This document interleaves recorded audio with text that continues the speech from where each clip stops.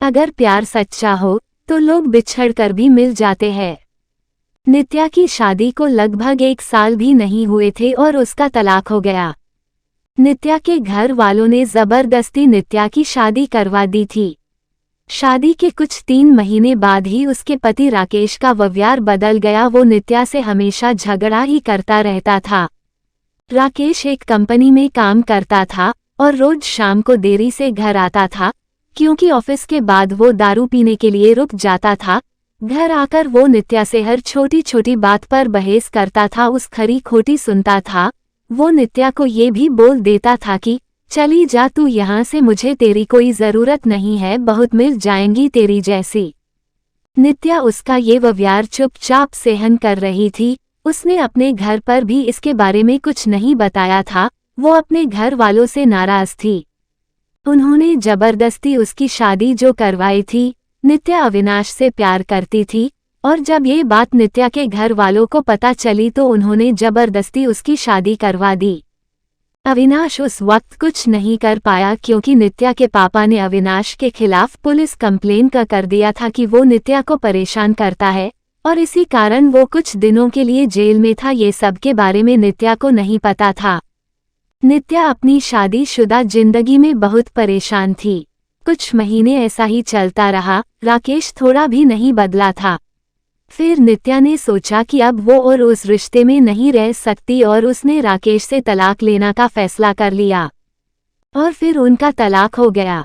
तलाक के बाद नित्या ने अपने मम्मी पापा को सब कुछ बता दिया और उन्होंने नित्या को बहुत डांटा कि क्या हो गया था ऐसा कि तलाक ले लिया, अब क्या करेगी, कहाँ जाएगी, कौन करेगा इससे शादी। ये सब सुनकर नित्या ने उनके साथ रहने से इनकार कर दिया। वो एक छोटी सी कंपनी में काम करने लगी और कंपनी द्वारा दिए गए घर में रहती थी।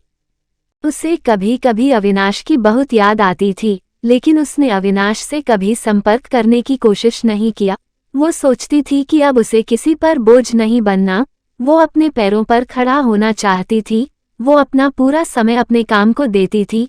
उसका काम इतना अच्छा था कि 4 महीनों में ही उसका प्रमोशन हो गया और वो अपने डिपार्टमेंट की हेड बन गई। प्रमोशन के 1 महीने बाद उसे उसकी कंपनी के तरफ से एक मीटिंग अटेंड करने के लिए विदेश जाने का अवसर मिला। नित्या अपने काम में बहुत तरक्की कर रही थी। अब उसके मम्मी पापा को भी नित्या पर बहुत फक्र महसूस हो रहा था। अब वो पछताते थे कि उन्होंने उसकी शादी गलत घर में कर दिया था। नित्या विदेश जाने की बात से बहुत खुश थी। 4 दिन बाद की उसकी टिकट थी। उसे कुछ खरीदारी भी करनी थी। फिर वो अपने ऑफिस के पास एक मॉल में गई। उसे कपड़े और कुछ मेकअप का सामान लेना था। वो मॉल में घूम रही थी, कपड़े देख रही थी, तभी किसी ने पीछे से उसके कंधे पर हाथ रखा। वो पीछे मुड़ी देखने के लिए और वो बिल्कुल अपने आंखों पर विश्वास नहीं कर पा रही थी। वो इंसान और कोई नहीं अविनाश था। नित्या उसे देखती रह गई। उस समझ नहीं आया कि वो अविनाश से क्या बात करे। अविनाश नित्या को देखकर बहुत खुश हुआ। दोनों के आंखों में आंसू के साथ खुशी भी थी।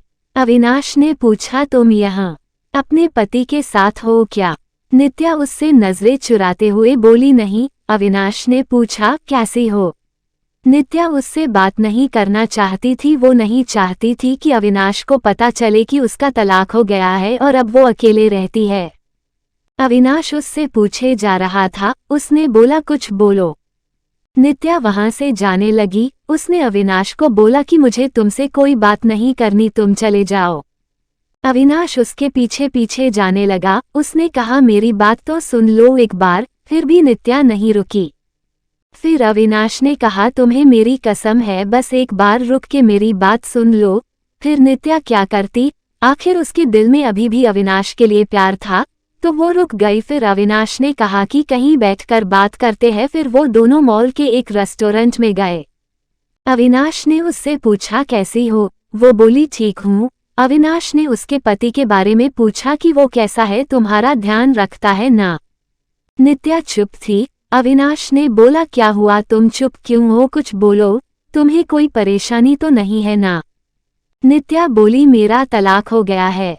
अविनाश को ये सुनते ही एक उम्मीद की किरण दिखने लगी। उसने पूछा, कब और क्यों? नित्या ने उसे सब बताया। अविनाश ने बोला, फिर अब तुम अकेले क्यों रहती हो? तुम अपने मम्मी पापा के पास क्यों नहीं गई या मुझे क्यों संपर्क करने की कोशिश क्यों नहीं की?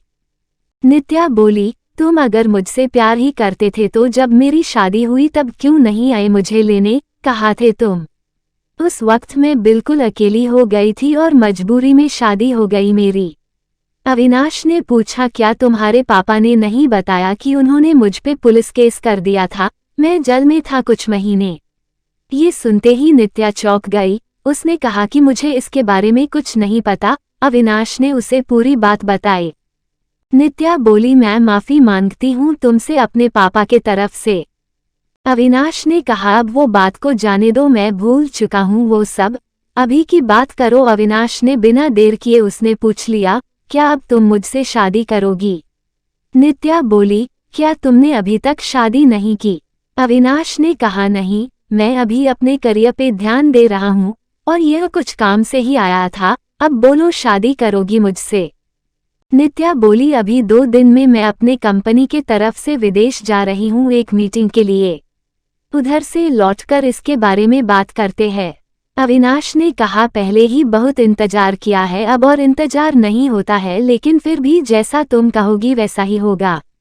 दोनों ने अपना फोन नंबर दिया एक दूसरे को और घर गए। अविनाश उसे रोज फोन करके उसका हाल चाल पूछता रहता था। 1 सप्ताह बाद नित्या अपनी मीटिंग खत्म करके लौट आई थी।